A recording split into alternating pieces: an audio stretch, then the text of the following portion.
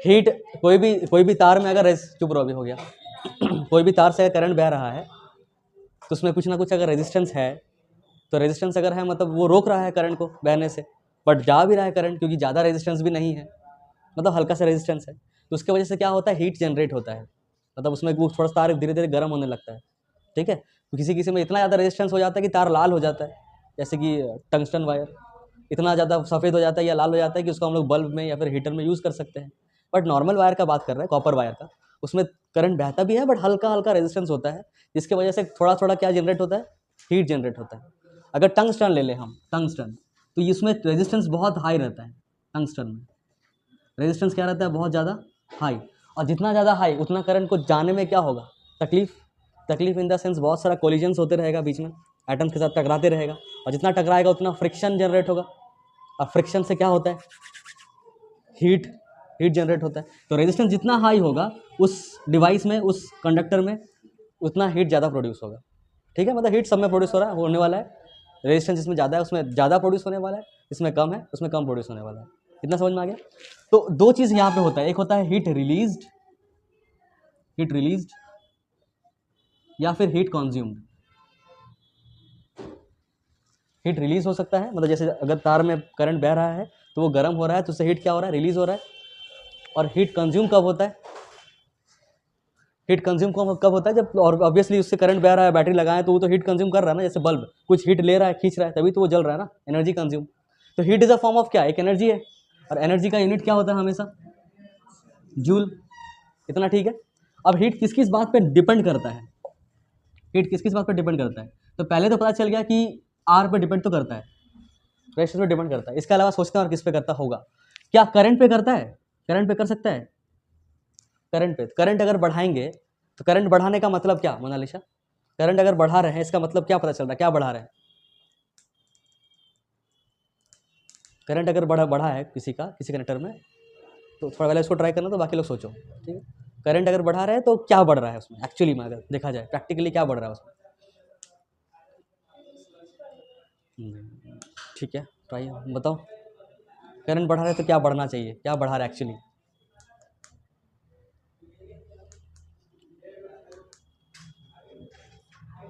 बोलो अंजलि बोलो। वाह, वो तो पता है, बट वैसे हाँ, तुम भी नहीं, तुम बता सकते हो, बोलो। नहीं वो तो नहीं, रेजिस्टेंस तो बढ़ रहा है, बात तो सही है, बट करंट अगर बढ़ा रहा है तो उसका फंडामेंटल मीनिंग क्या है, फंडामेंटल मीनिंग में समझते हो ना, फंडामेंटल मतलब उसका जड़ क्या है, करंट बढ़ा रहा है तो उसका एक्चुअली क्या, हाँ बहुत बढ़िया, जड़ वही है, फंडामेंटल वही है, उसका मीनिंग है कि उसका इलेक्ट्रॉन्स का फ्लो बढ़ गया, मतलब इलेक्ट्रॉन्स का फ्लो बढ़ गया मतलब नंबर ऑफ इलेक्ट्रॉन्स ज़्यादा बहने लगा। अब पहले अगर 10 गो जा रहा था, करंट बढ़ाने पे हो सकता है 20 जा रहा, 25 जा रहा है, कुछ ज़्यादा जा रहा है, एक ये हो सकता है। और दूसरा चीज़, अगर करंट बढ़ा रहे हैं तो कोई कोई ये भी कह सकता है कि सर टाइम घट रहा होगा पक्का, अगर हमको 10 ही रखना है इलेक्ट्रॉन और फिर भी करंट बढ़ाना है, तो पहले 10 इलेक्ट्रॉन ऐसे ऐसे अगर जा रहा था तो बाद में ऐसे जा रहा होगा, तब भी करंट बढ़ेगा। ये बात समझ में आ रहा है क्या।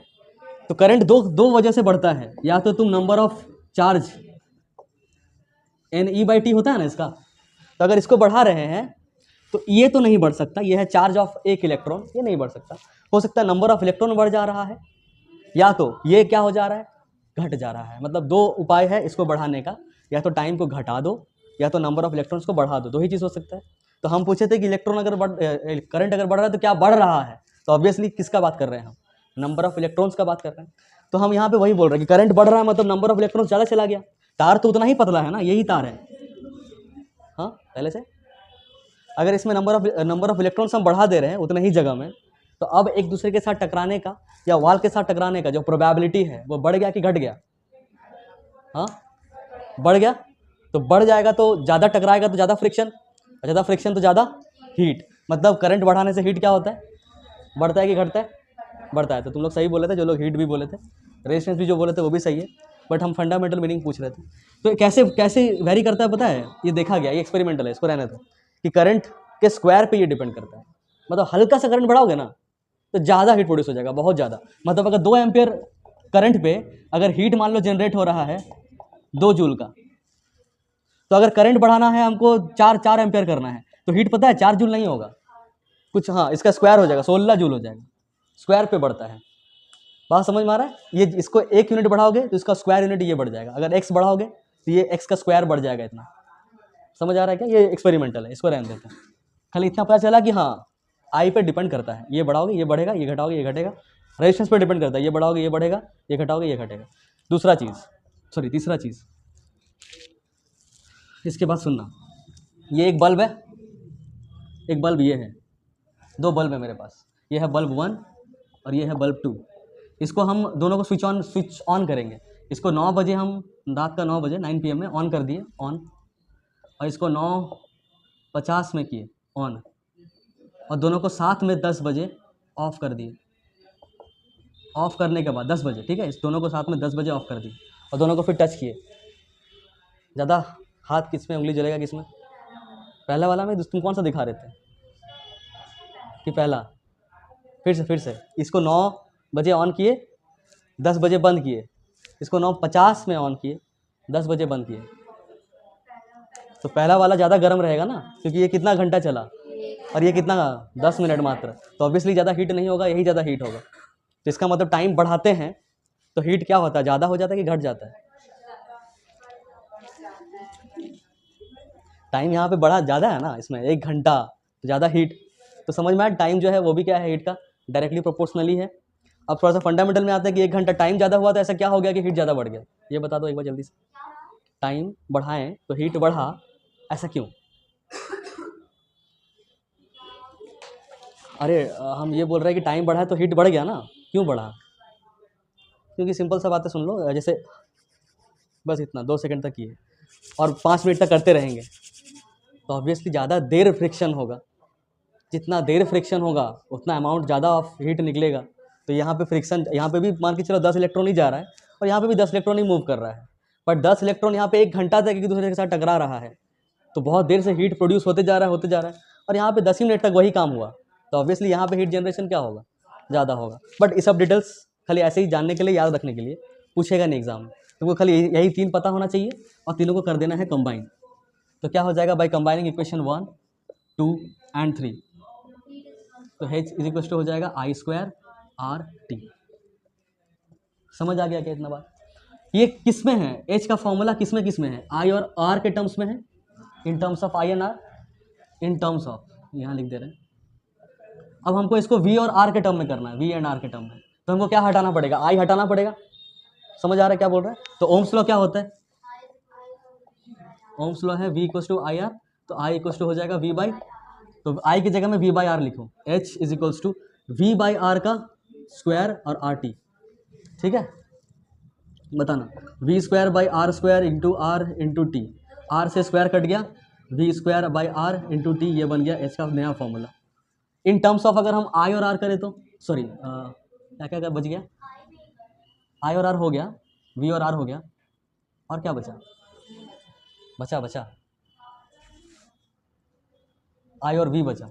I और V के टर्म में करेंगे तो क्या आएगा, R हटा देना है हमको, R हटाना है, I तो I ही रहेगा, बात तो सही है। यहाँ पे करते हैं, H को H रहने देते हैं, I को I रहने देते हैं, R को हटाना है, R किसके बराबर हो जाएगा, V by I into T, I से स्क्वायर कट जाएगा, तो H इक्वल टू क्या आ जाएगा, V I T। बोलो क्या समझ में नहीं आया? कुछ नहीं आया? ये समझ में आया? इतना आ गया ना? अब इसमें I है और R है, T को रहने दो, टाइम इज देयर। I और R को हम लोग स्विच करेंगे बार बार। हम लोग के पास ना ओम्स लॉ में 3 क्वांटिटीज़ है, एक है V, एक है I और एक R, यही 3 है। तो 2-2 करके हम लोग काम करेंगे, एक बार VI ले लेंगे, एक बार IR ले लेंगे और एक बार VR ले लेंगे। पहला वाला में IR ऑलरेडी है, देखो ऐसे 3 निकलेगा कैटेगरी, VI वाला, IR वाला और एक बार V and I and R और V एंड R, सॉरी। तो ये वाला डन, I और R वाला डन, सेकंड वाला डन, ठीक है। इसका एक फॉर्मूला बन गया I और R का। अब हमको क्या चाहिए, हमको V और R का चाहिए, मतलब थर्ड वाला चाहिए मान के चलो। तो हम I को क्या करना पड़ेगा, रिप्लेस। I को रिप्लेस कैसे करेंगे, I इक्वल टू क्या होता है, V बाई R, कहाँ से पता चला, ओम्स लॉ से पता चला। तो जहाँ जहाँ I है वहाँ क्या लिख दिए हम, V बाई R, सॉल्व कर दिए, ये आ गया, खत्म। तो V और R वाला डन। वैसे ही V और I का चाहिए, तो V और I दोनों चाहिए, I चाहिए तो I को रखे हैं, तो R नहीं चाहिए तो R को हटा दिए। R किसके बराबर होगा, V बाई I के बराबर, तो V by I into T, I और करिए, ठीक है, इजी, लिख लो इतना। चलो पावर का बात करते हैं। पी पावर का मतलब क्या होता है? क्या हो गया? पावर का मतलब होता है कितना वर्क डन किया जा रहा है कितने टाइम पे, work done per unit time. ठीक है, तो दो तरीके से लिख सकते हैं, या तो डायरेक्टली लिख दो रेट ऑफ डूइंग वर्क, हाँ ये लाइन में भी पढ़े थे, या फिर लिख सकते हो work done per unit time. तो पावर का फॉर्मूला यहाँ से क्या मिल जाएगा? W by T. ये तो बचपन 9 वाला है, बचपन बचपन में 9 वाला, उतना बचपन भी नहीं।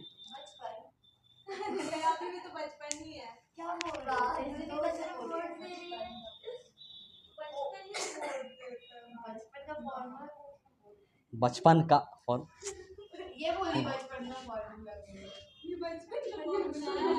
वो बचपन सुन के इंटरेस्टेड हुई, नहीं तो सुन नहीं रही थी वो। हाँ, तो ऐसा यूनिट ऑफ पावर क्या हो जाएगा? जूल पर सेकंड को ही क्या बोलते हैं हम लोग? वाट। ठीक है, ए तुम लोग चुप रहो, बात करते लगातार पहले ली। ये समझ में आ गया, इतना 9 वाला चीज़ है, इतना ठीक है ना। इसको अब कन्वर्ट करेंगे हम लोग ओम्स लॉ, इलेक्ट्रिसिटी वाला चैप्टर के हिसाब से करेंगे कि पावर इलेक्ट्रिसिटी के हिसाब से क्या होगा। तो देखना, अभी चुप रहो, देखो power equals to work done by time होता है ना। वर्क डन का फॉर्मूला क्या होता था?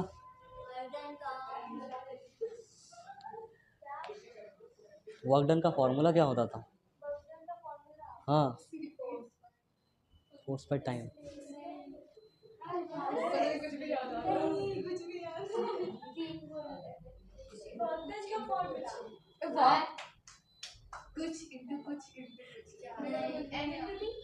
हाँ क्या? एम और क्या? टी क्या है और एम क्या है? मोमेंटम को पहली बात पी से डिनोट करते हैं। ए चुप रहो, तुम लोग और कंफ्यूज कर रहे हो। वर्क डन का फॉर्मूला होता है वो थोड़ा सा ही बोली, फोर्स नहीं, force into displacement S, F S by time, तो इसका वाला टाइम। वर्क डन का फॉर्मूला इतना ही होता है वहाँ। वर्क डन का फॉर्मूला होता है फोर्स इंटू, हाँ वो सही बोले, वो भी force into displacement into cos theta होता है, एफ एस कॉस थीटा। तो 3 को तो होता है, कॉस थीटा नहीं लिखे हैं यहाँ पे क्योंकि कॉस 0 डिग्री 1 होता है, थीटा यहाँ पे 1 थीटा 0 डिग्री है। छोड़ो हटाओ, यहाँ पे एस बाई टी किसके बराबर हो जाएगा? एस बाई टी मतलब डिस्प्लेसमेंट बाय टाइम। एक्सेलरेशन कैसे हो सकता है?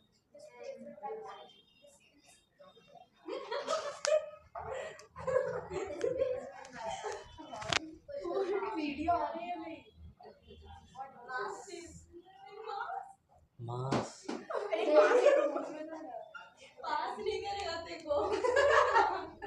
बताओ,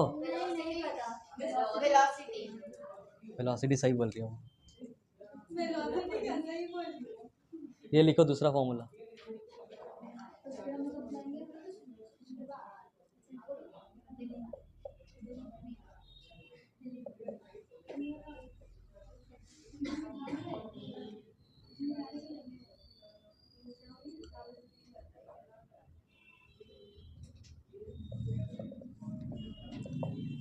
चलो इतना हो गया पावर का फॉर्मूला जो हम लोग पहले पढ़ चुके थे। हाँ, अभी in terms of I V और आर लिखेंगे। आई मतलब करंट, वी मतलब वोल्टेज, आर मतलब रेजिस्टेंस। ठीक है, सबसे पहला वाला उसमें किसका करेंगे? वी और आई के टर्म्स में। फिर से करते हैं। पावर हम लोग का फॉर्मूला क्या पता है? वर्क डन बाय टाइम पता है।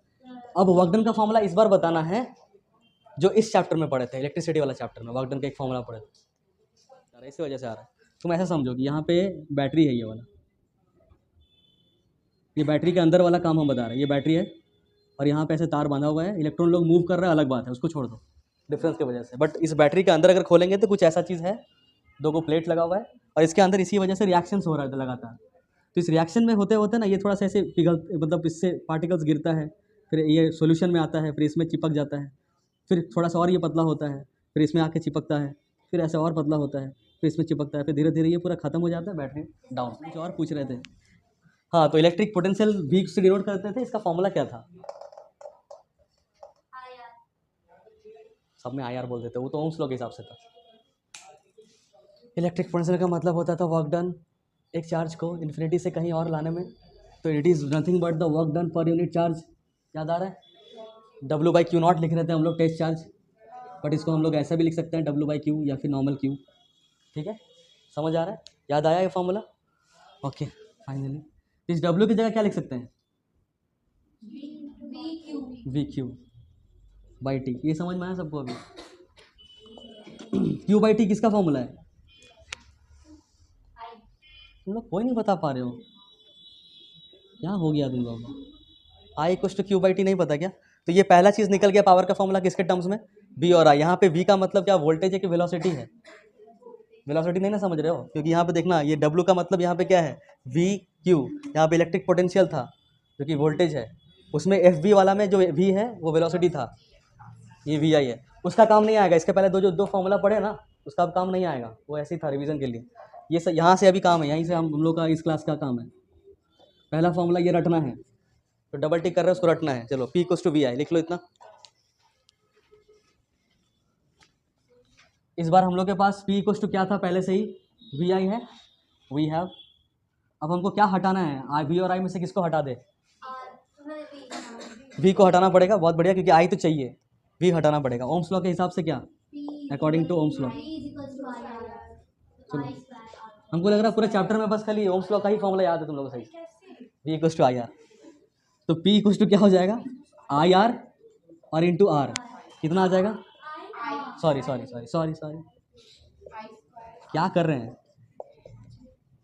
P क्या हो जाएगा?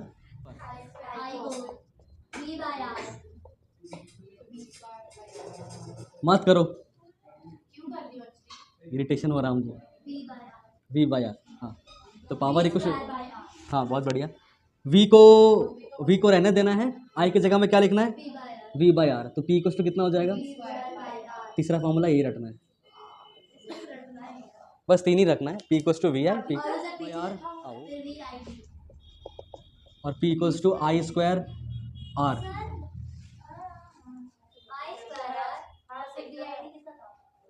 ये क्वेश्चन VIT भी इस तरह के क्वेश्चन आएगा जनरली, देखते हैं।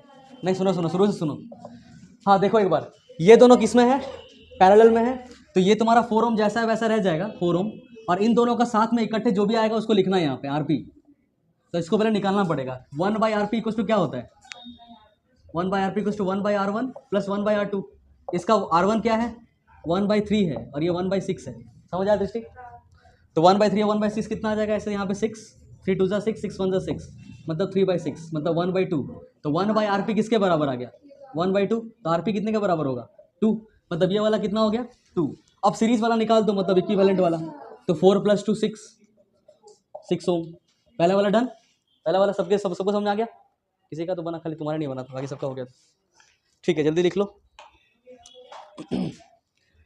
नंबर दूसरा वाला में कोई दिक्कत नहीं है, बोला है टोटल करंट निकालिए। तो टोटल करंट के लिए हम लोग क्या करेंगे, total voltage into total current into total R। रुक जाओ, ये हो गया ना, डन ना। नंबर दूसरा, अब हमको बताओ कि पूरे सर्किट का रेजिस्टेंस कितना है, R टोटल कितना है, 6 ओम आ गया।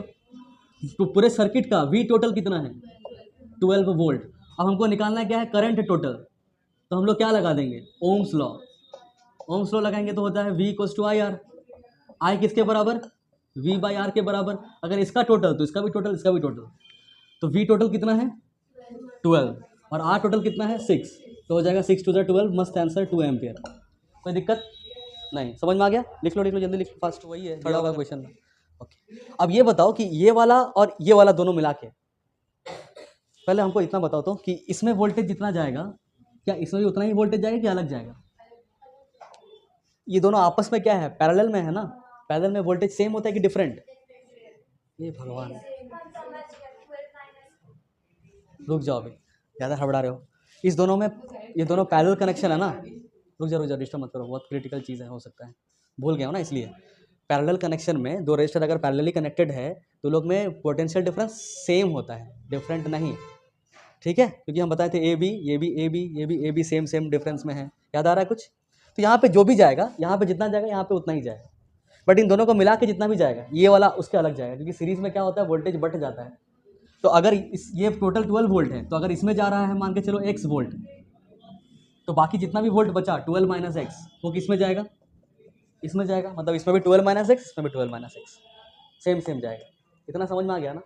ठीक है, अभी देखते हैं कि अगर हमको इसका वोल्टेज पता करना है, वोल्टेज थ्रू वन मतलब R1, तो हमको I भी पता करना होगा वन का ही, और R भी पता करना होगा वन का ही। हमको ये पता करना है, क्या ये पता है R1 पता है क्या? क्या रेजिस्टेंस पता है वन नंबर का? हाँ, कितना है? 4। क्या वन नंबर का करंट पता है? तो देखते हैं करंट पता है कि नहीं। यहाँ से कितना करंट निकल रहा है बैटरी से? 12 नहीं, 2 एम्पियर वो वोल्टेज है, वो करंट पूछ रहे हैं हम। इससे करंट कितना निकल रहा है? तो 2 एम्पियर इधर से भी गुजरेगा, 2 एम्पियर 2 एम्पियर 2 एम्पियर, इससे कितना गुजरेगा? 2 एम्पियर ही गुजरेगा ना। उसके बाद ये 2 एम्पियर इधर से और इधर से बट जाएगा, कुछ इधर चला जाएगा, कुछ मान के चलो y एम्पियर, और बाकी का इधर चला जाएगा 2 माइनस y एम्पियर। ये बात समझ में आया क्या? फिर से बोल रहे सुनना, वंस मोर सुनना। हम टोटल सर्किट का करंट निकाल लिए, कितना निकाल लिए? 2 एम्पियर का करंट, मतलब 2 एम्पियर करंट ऐसा निकल रहा है। करंट कब बटता था? जब रास्ता दो हो जाता था, याद है बताए थे, बाइक से है बहुत सारा, रास्ता अलग होगा तभी ना बाइक से अलग अलग होगा। उस तरह से करंट भी अलग कब होगा? जब रास्ता अलग होगा। तो रास्ता क्या यहाँ पे अलग हो रहा है? इस जगह पे यहाँ पे अलग हो रहा है क्या? यहाँ पे भी कहीं, यहाँ पे बीच में कहीं अलग हो रहा है? नहीं। मतलब अगर यहाँ से 2 एम्पियर निकल रहा है तो इससे कितना गुजरेगा? बट क्या इससे भी 2 एम्पियर गुजरेगा? नहीं, इससे कुछ और गुजरेगा, इससे कुछ और गुजरेगा, दोनों मिला के भले 2 एम्पियर हो जाए। कि ऐसे जाएगा 2 एम्पियर, इधर चला गया 1.5, इसमें 1.5, इसमें 0.5, मिल के वापस 2 आ गया, ऐसा आ गया। ऐसा हो सकता है। हो सकता है इसमें 2 एम्पियर जा रहा है, फिर यहाँ पे 1, यहाँ पे 1, 1 1, मिल के वापस 2 आके यहाँ घुस गया, ऐसा हो सकता है। बहुत सारा केस हो सकता है, बट हमको इससे मतलब था कि इसका इसमें करंट कितना होगा। तो करंट पता चल गया ना, कितना होगा करंट इसमें?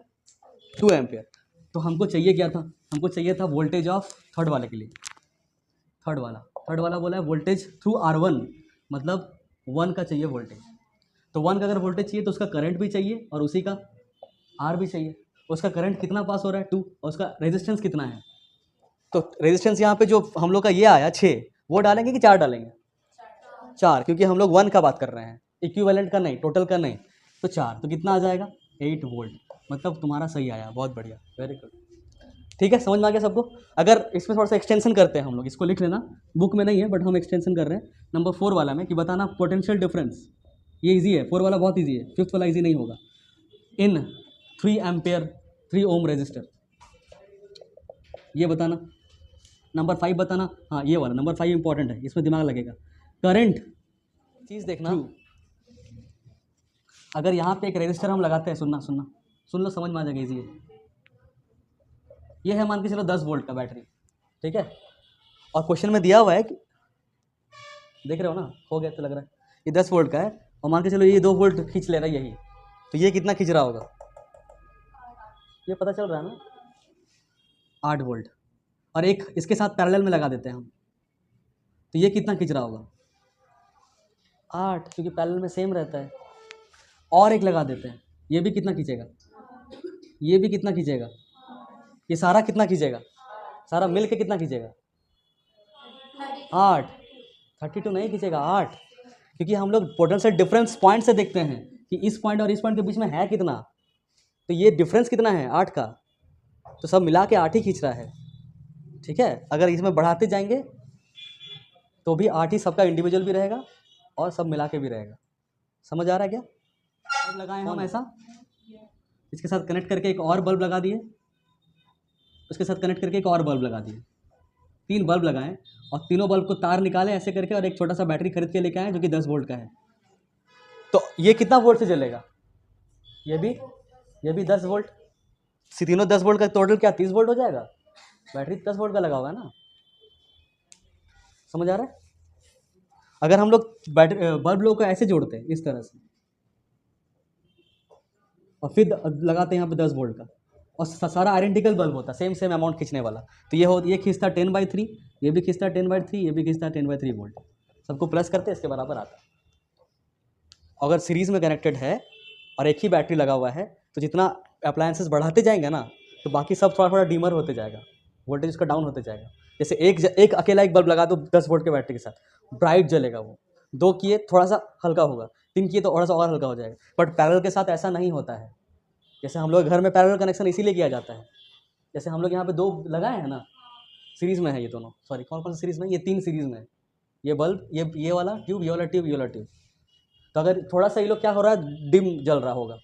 अगर हम लोग यहाँ पे 3 सीरीज़ की जगह में सूरज देख रहे हैं ऐसे करके, 3 गो की जगह में हम लोग 10 गो लगा दें तो और डिमर जलेगा, अगर सीरीज़ में कनेक्टेड है तो। बट इसमें फ़र्क नहीं पड़ेगा जब लाइट है, क्योंकि वो एसी करंट है। जब लाइट चला जाता है तो डीसी हो जाता है, तो फ़र्क पड़ेगा, बट उसमें नहीं जाते, वो मैग्नेटिक में पड़ेंगे हल्का फुल्का। हाँ, हम लोग काम का बात करते हैं, सुनो सिंपल, कि अगर टोटल 12 वोल्ट था तो सीरीज़ में बढ़ता है ना, तो ये वाला और ये पूरा एक साथ बटेगा, ये हो जाएगा कुछ V1, ये हो जाएगा कुछ V2, V1 और ये V2 मिल के 12 के बराबर आना चाहिए। इसमें चला गया 8 वोल्ट, तो बाकी का बचा 4 वोल्ट, मतलब ये दोनों में सब मिला के भी 4 और अलग अलग भी 4 है। तो 3 ओम से पूछ रहा है कितना डिफरेंस होगा, तो कितना होगा 4। थोड़ा सा और अच्छे से समझना चाहते हो और इजीली, तो देखो थोड़ा सा हमको मिटाना पड़ जाएगा, वंस मोर देखना, ठीक है। इस बार समझ में पक्का आएगा, अगर नहीं आ रहा तो। कैसा था,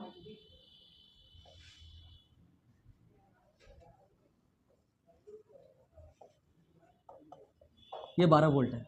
12 वोल्ट कब होता है, जब ये वाला 12 होता है और ये वाला कुछ 0 होता है, ऐसा कुछ बताया था, याद है। तो ये अगर 12 है तो ये कितना होगा, ये वाला याद है ना जो बताया था मेथड। अगर ये 12 है तो ये कितना होगा, और अगर ये 0 है तो ये कितना होगा, और ये 0 है तो ये कितना होगा, और ये 0 है तो ये कितना होगा, और अगर ये 12 है तो ये कि क्या 12 होगा, क्या ये 12 होगा, नहीं होगा, नहीं होगा 12, क्योंकि बीच में क्या आ गया, क्योंकि वो खींच लेगा एनर्जी। हम बताए थे कि जब तक कुछ बीच में अप्लायंसेस ना लगा हो तब तक वो सेम चलते रहता है, बीच में कहीं कुछ आ गया तो फिर वो नहीं रहता, कुछ अलग रहता है। तो यहाँ पे कुछ है, हमको नहीं पता क्या है, ये कुछ कितना वोल्ट मान लें इसको, बताओ, एक्स मान लें, चलो चलो एक्स वोल्ट है, ठीक है। बट जितना भी इसका जो ड्रॉप हुआ है बीच में 12 से एक्स हुआ है, तो 12 माइनस कोई अगर एक्स कर देता है तो कितने वोल्ट आया था ये आंसर, 8 वोल्ट। तो यहाँ से 12 से ये 8 खींचा, कितना खींचा था, ये कितना वोल्टेज खींचा था, ये 8 वोल्ट खींचा था ना। तो अगर ये 8 वोल्ट खींच लिया 12 में से, ऐसे 12 जा रहा है, ये 8 खींच लिया अपना, हमको 8 जरूरत है, 2 हमको चाहिए, तो 8 दे दिया इसको, तो कितना बचा यहाँ पे आके, तो एक्स में 4 ही बचा यहाँ पे, ये 4 वोल्ट ही है ये वाला पॉइंट। ये वाला पॉइंट कितना है, अगर ये 0 है तो ये कितना होगा, अगर ये 4 है, इसको ये वाला पॉइंट 4 है, ये समझ में आ गया ना 4 कैसे, ये सबको समझ में आ गया ना 4 कैसे। तो अगर ये 4 है तो ये कितना होगा 4 वोल्ट, और अगर ये 4 है तो ये कितना होगा 4 वोल्ट। तो ये जो दिख रहा है ये किन दोनों के बीच में है, 4 वोल्ट और 0 वोल्ट के बीच में। तो इसमें डिफरेंस कितना का क्रिएट हो रहा है, 4 भी माइनस 0 मतलब 4, और ये अगर 0 है तो ये भी क्या होगा, तो इनके बीच में भी कितना डिफरेंस क्रिएट हो रहा है, तो फिर भी इसमें भी कितना डिफरेंस क्रिएट हो रहा है 4। तो अगर कोई पूछे कि बताइए इस पॉइंट में और इस पॉइंट में कितना डिफरेंस है, 4 है ना, तो इसका मतलब ओवरऑल में कितना है 4 ही ना है। और अलग अलग पूछे इस पॉइंट में और इस पॉइंट में 4, इस पॉइंट में इस पॉइंट में 4, मतलब इसमें अलग अलग भी क्या है। शायद ये समझ में आ गया, ये आया, इसमें दिक्कत है नहीं, ओके चलो फोर्थ वाला डन। कितना आंसर होगा फोर्थ वाले में, 4 वोल्ट।